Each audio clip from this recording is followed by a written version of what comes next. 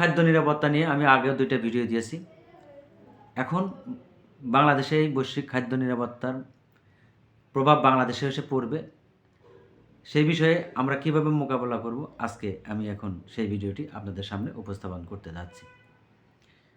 লোহিত সাগর সংকটে ও 2026 খাদ্য নিরাপত্তা, আবার বলছি, লোহিত সাগর সংকট ও 2026 এর খাদ্য নিরাপত্তা। আমাদের প্রস্তুতির রোডম্যাপ, ভূমিকা। আসসালামু আলাইকুম ওয়া রাহমাতুল্লাহ। আমরা এক কঠিন সন্ধিক্ষণে দাঁড়িয়ে আছি। এদিকে 2025-26 অর্থ বছরে বাংলাদেশ উন্নয়নশীল দেশের কাতারে নতুন যাত্রা শুরু করছে। অন্যদিকে লোহিত সাগরের ইয়েমেন হুতি বিদ্রোহীদের হামলা বিশ্ব বাণিজ্যর চাকা স্থবির হয়ে পড়ছে। সুয়েজ খাল দিয়ে পণ্য আসা প্রায়ই বন্ধ। জাহাজগুলো এখন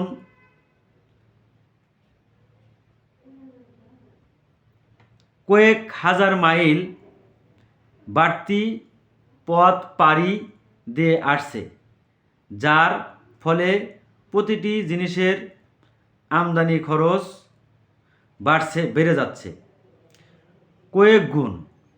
কিন্তু এই সংকট আমাদের খাদ্য নিরাপত্তা ঠিক কতটা ঝুঁকিতে? প্রশ্ন। আজ আমরা পরিসংখ্যান দিয়ে দেখব আমাদের উৎপাদন কত ছিল আর 2026 সালে আমাদের কতটুকু প্রয়োজন।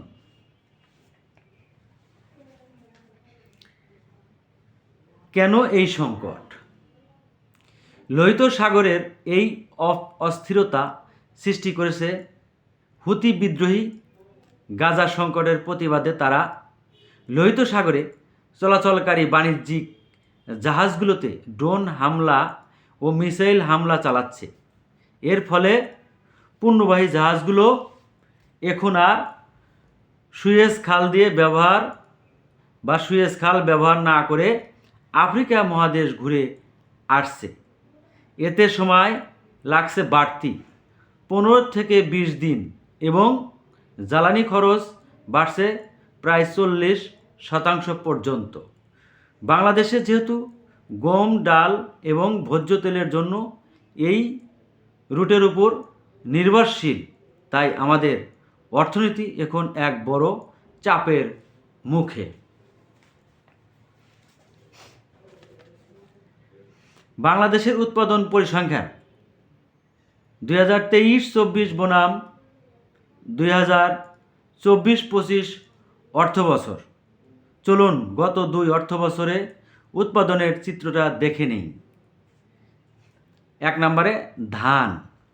23-24 অর্থবছর আমাদের উৎপাদন ছিল প্রায় 4.0 কোটি মেট্রিক টন। 24-25 অর্থবছরে তা কিছুটা বেড়ে 4.15 কোটি টনে পৌঁছায়। সরিষা ভোজ্য তেল 23-24 অর্থবছরে উৎপাদন ছিল 13 লক্ষ মেট্রিক টন। কৃষকদের অক্লান্ত পরিশ্রমে 24-25 অর্থবছরে আমরা উৎপাদন করতে পেরেছি 15 লক্ষ টন। ডাল 23-24 অর্থবছরে উৎপাদন ছিল প্রায় 9.5 লাখ টন, যা 24-25 অর্থবছরে সামান্য বেড়ে 10 লাখ টনে কাছাকাছি পৌঁছাইছে। অর্থাৎ আমাদের উৎপাদনের গ্রাফ উপরের দিকে থাকলেও আসন্ন চাহিদার তুলনায় কি যথেষ্ট? প্রশ্ন। 23-24 24-25 অর্থ বছরের পরিসংখ্যান আমরা শুনলাম। 25 এবং 26 অর্থ বছরের আমাদের কতটুকু প্রয়োজন? এক ভয়াবহ চিত্র।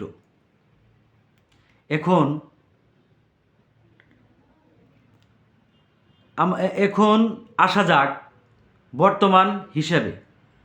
এখন আমাদের 26 অর্থ বছরে অর্থাৎ 25-26 অর্থ বছরে আমাদের কতটুকু প্রয়োজন আমরা সেই হিসাবটা দেখব।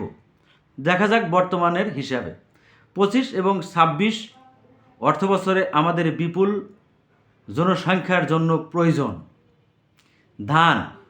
25-26 অর্থ বছরের 4.0 কোটি মেট্রিক টন, এখানে আমরা স্বয়ংসম্পূর্ণ। ডাল চাহিদা প্রায় 28 লাখ টন, কিন্তু আমাদের উৎপাদন মাত্র 10 থেকে 11 লাখ টন, অর্থাৎ 17 লাখ টন ডাল আমাদের লোহিত সাগরের রুট দিয়ে আনতে হবে, যা চরম অনিশ্চিত। ভোজ্য তেল এবং সরিষা তেলের চাহিদা প্রায় 20 থেকে 22 লাখ টন, আমাদের লক্ষ্যমাত্রা 18 থেকে 20 লাখ টন হলেও ঘাটতি থাকছেই। গম আমাদের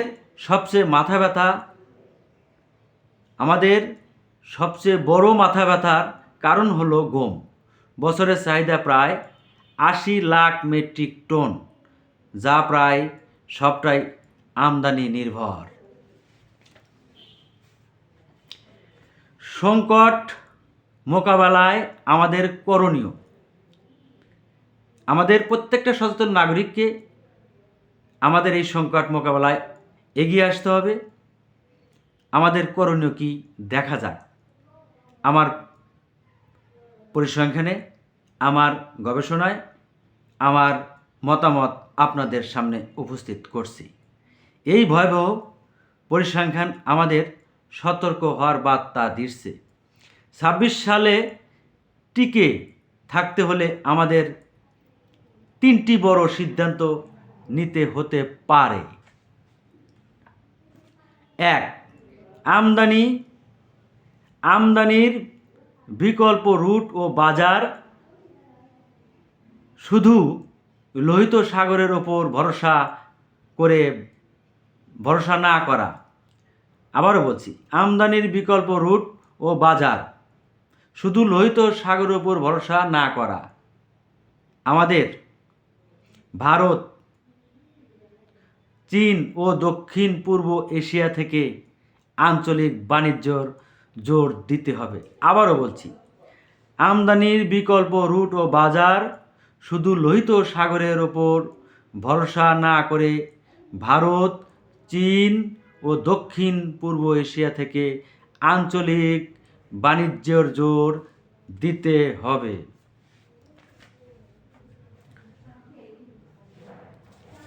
উপসংহার: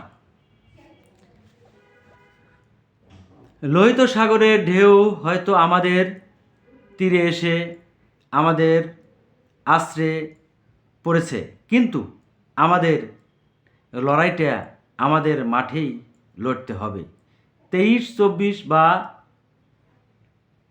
24-25 এর অর্থবছর আমাদের প্রেরণা দিলেও 25-26 এর চাহিদা মেটাতেই হবে আমাদের আসল পরীক্ষা।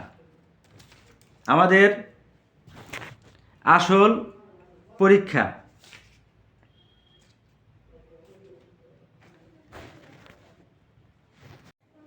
কৃষি বিপ্লব 2.0 আমাদের ধান তো আছেই।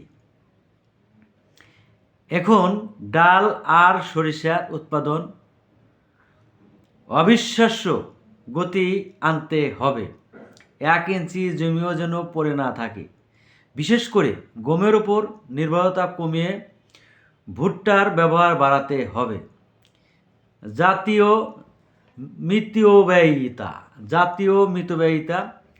সরকারকে আমদানিকৃত বিলাসী পণ্য কঠোর হতে হবে।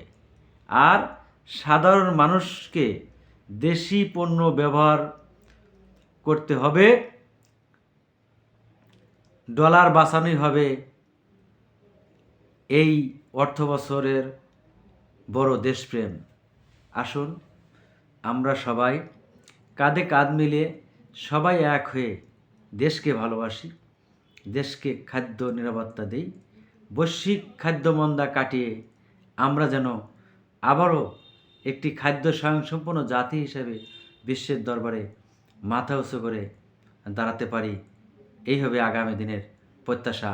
আসসালামু আলাইকুম।